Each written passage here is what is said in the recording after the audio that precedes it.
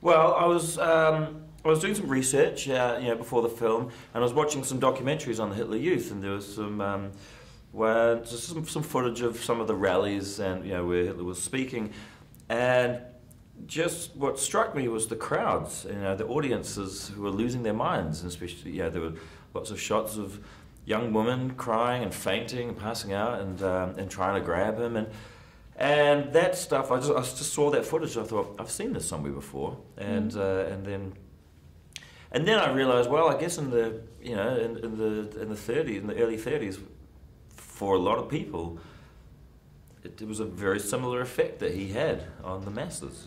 Just this idea that he's larger than life and kind of he became and the same with the Beatles. And I just thought that not to insult the Beatles, but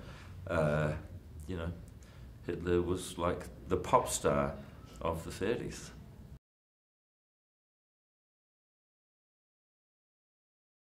I think because I listen to people and their ideas and then steal them, that's always a good thing to be able to do. I always like to do something that makes me feel a bit uncomfortable or challenges me, and I feel that might be a little dangerous, so I like to do more dangerous for my career. So, each time I go to a project, if I'm nervous about it or if I feel unsure, then I think that I'm going to do some good work.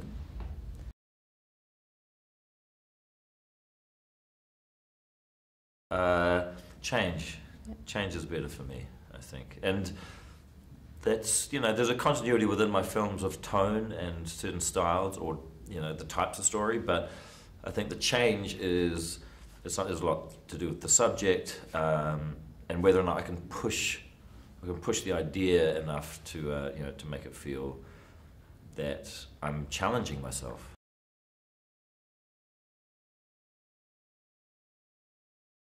I feel confident in that I guess I don't care anymore about if it's going to be a success. I don't care if I just want to do things that are still my style and that make me feel like I'm always moving forward or always doing things again to challenge myself. And so that's and I always know I can go back to doing what I was doing in New Zealand, and it's not I don't care about being safe.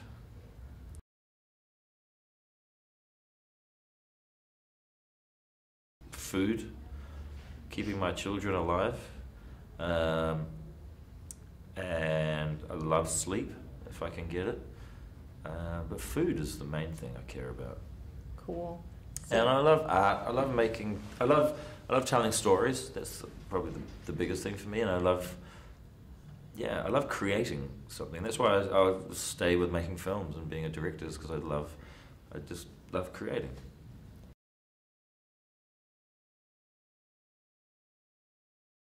Because my mum put in such a lot of work when she was raising me, and it wasn't till later on in life that I really realised that, and especially when I became a parent, then I realised just how hard it is to raise kids, and for a solo parent, especially mothers, especially in the time that my mother was raising me, the 70s and 80s, it was very difficult for women in New Zealand back then, and still is around the world. It's different. It's very difficult, and so I think like a lot of my other films have been about fathers. And this one, for me, it was appropriate that I recognised the work that mothers put in.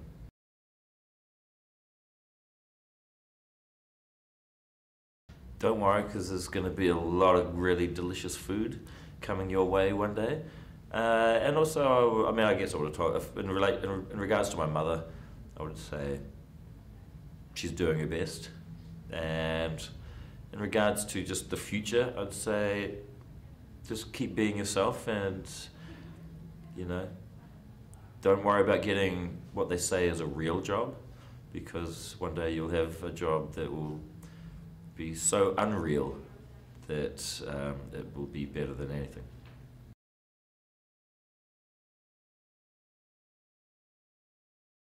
Looks like that. That's really it. It's I get to play in this world, in this playground, where I get to pretend and I get to create and I get to have all these amazing actors come in and we create these worlds and we create these characters and tell stories, and it doesn't feel like a real job. It just doesn't feel like we should be allowed to do it. But that's why I guess I feel so lucky being a director and being able to make films and being able to make films on my terms without being controlled by other people.